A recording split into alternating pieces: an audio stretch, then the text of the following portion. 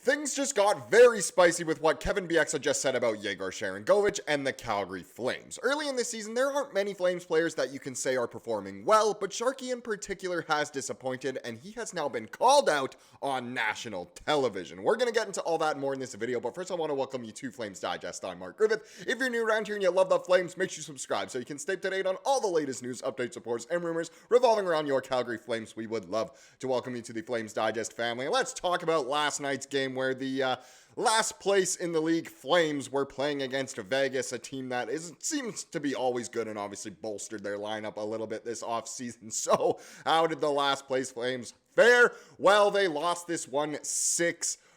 And once again, the Flames didn't look awful in the first period, even though they were down 3-1 after the first frame. They were competing decently, and then the game really just got out of hand pretty quick, as you can see, obviously, from a 6-1 loss here for the Flames, extending the losing streak to 5 games. It has just been miserable hockey to watch. I mean, I applaud you if you're a Flames fan and you have watched, every single game so far this year, because it has been rough. But if we get into the box score here, Dustin Wolf started this game. He gives up 5 goals on 19 shots, which is just atrocious. And again, it's so hard to fault Wolf because this Flames team, not only can they not score, but they can't defend. At least last year they could defend as well as not score. This year they can't score and they can't defend. And Wolf obviously is just taking, the brunt of that with his statistics especially.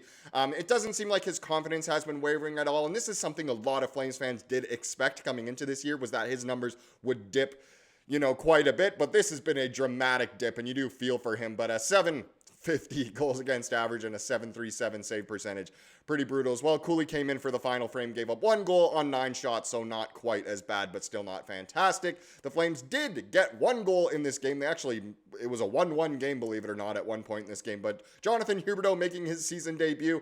Goal per game, Hubie here. He gets a goal on the power play. Kadri and Weegs getting the assists on that one. But again, just overall brutal. And the one thing that I think myself and a lot of other people are pointing out is you really can't fault Wolf when it comes to this. Even as Ryan Pike points out, he says the numbers for Dustin Wolf are not pretty, but the Flames are being porous enough in their own end through 6 games that you could put Georges Vezina in there and they would probably still be 1-5-0. It just goes to show, honestly, no matter which goalie the Flames had so far this year, they would still be terrible. That's just how bad, again, this team is at. Not only can they not score goals, but they can't defend either. But the biggest thing that came this night was the spicy talk that happened after this game at the end of hockey night in Canada. Kevin Bieksa, sitting with the other guys, did speak out on the Flames, and it was, he was fired up about it. I'll get into the fans of the Flames also being fired up about it, in a pretty spicy way. But what Kevin said is quite spicy. So Kevin Bieksa called out Yegor Sharangovich after the game for his lack of effort. Kevin is spot on. Sharangovich was terrible last season and it's continued into this season. The lack of intensity, physicality, and compete is not good enough. He needs a major wake-up call, which is pretty ridiculous. And I mean, ridiculous in a way that, that this even has to be said, but it is 100% true. You can go ahead and find this clip. It's probably on Twitter, as you can see here, and listen to the whole thing. But I just wanted to highlight, I guess, kind of the best quotes from this, maybe rant, I guess you can call it, from Kevin Bieksa on Sharangovich. So here are a few of the quotes. So the first one here is just on the Flames. So Bieksa says, "My concern is if you're losing games and guys are not giving it their all," which, yes, directly already you can point at Sharky for this one, but there's other guys that, a lot of guys, just aren't giving it their all so far. I know a lot of the, commenters on this channel talk about Kadri and his lack of effort, but it really seems like guys are not giving it their all so far. So already, Bieksa calling out the Flames more so than pinpointing it. But then he goes on to say, with what happened with Sharangovich, specifically in the third period. So the Flames were already down by a bunch. Sharangovich has this kind of weird play where he goes to hit, I believe it was William Karlsson, and kind of pulls out of the check. Well, he really does pull out of the check, doesn't finish the check at all.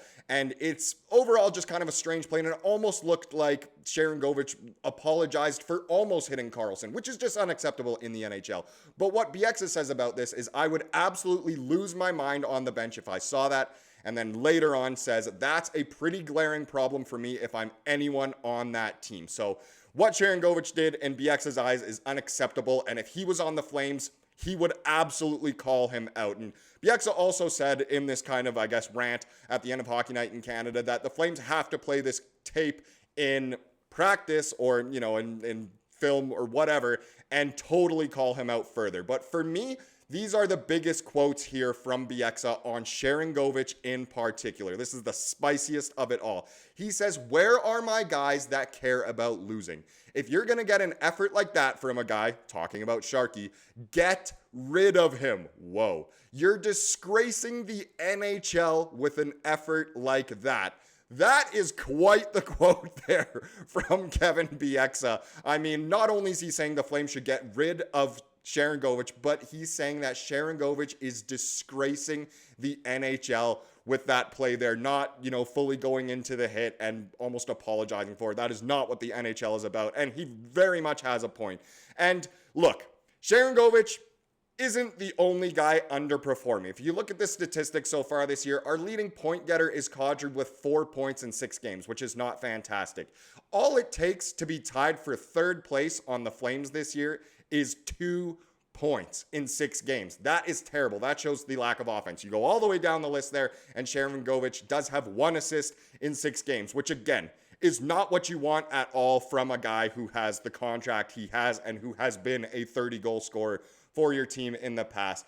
And I don't know, Bieksa might go far in saying that he's a disgrace to the NHL, but there's no doubting that the lack of effort is absolutely unacceptable from Sharangovich and other players on the Flames. Bieksa also said, if that's how guys are going to play, just play Lomberg. Play guys like Lomberg and Klapka for, the rest of the third period, if that's what it takes to show who actually cares and does not want to lose and will at least still compete.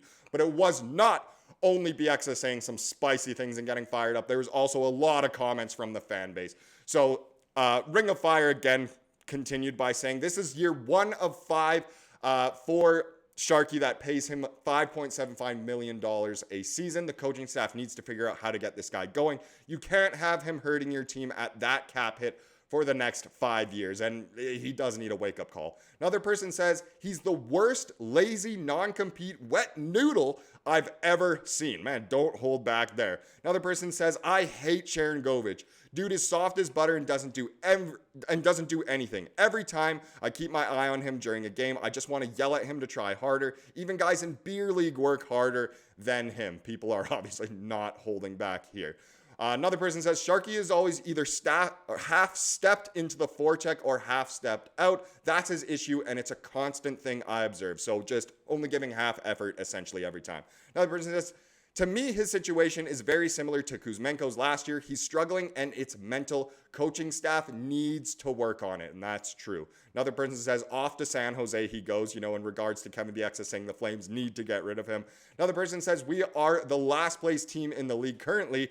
Give him more ice time." So as you can imagine, that person there, definitely team tank. Let Sharangovich play more and the Flames will continue to lose. Just a few more quotes here. One person says, "Waive him and bring Rory back." Now, obviously, if the Flames want to win, that might be a good idea. Another person said, "He's a lover, not a fighter." It's as simple as that, as was evident in that play in the third period last night. Another person says, "Thanks, Bieksa. Flames need a turnaround sooner than later." And this is, one of the worst starts the Flames have ever had, if not the worst start the Flames have ever had. And then one final quote here, someone said, "Sharangovich has taken the money and ran, walked, because he doesn't give enough effort to run. He literally hasn't been the same since he signed his deal and making the Flames look really stupid by obviously signing him to that contract." And overall, it's just not a great situation in Calgary right now. The Flames really do stink. There's, no doubting it. We can't argue that. The Flames have just been miserable to watch. The losses are stringing together, and it seems like it might be nonstop. The schedule has been tough, but it'll just continue to be tough. And either way, you do feel for Sharangovich on a human level and a lot of the other players on the team, but man, when there's a lack of effort, it's really hard to, continue to cheer on your team and not try and just completely hop on Team Tank. But that being said, no one blames you if you are on Team Tank right now. Now let's get into the comment of the day to wrap up this video, as we love to do here on the channel. It comes from yesterday's video, of course, but it came from after last night's game. It comes from good old Kayla and Clint. And they say, now I'm with Team Tank. Sad but true. I've never believed our team will ever get a first overall pick, but it's getting more realistic the more we're losing games. We actually have a chance at McKenna, and we really do at this point. Trade the vets, Kadri, Coleman, razzle dazzle. Go Flames go. I officially hopped on Team Tank, and you are not the only one. A lot of people want the Flames to just bottom out, get a chance at McKenna, or at least a top 3 pick, and hopefully rebuild so we can be much better in the future. And so far, that's looking like it's quite likely. Thank you so much for watching this video. Please subscribe to what you saw here today and have a wonderful rest of your day.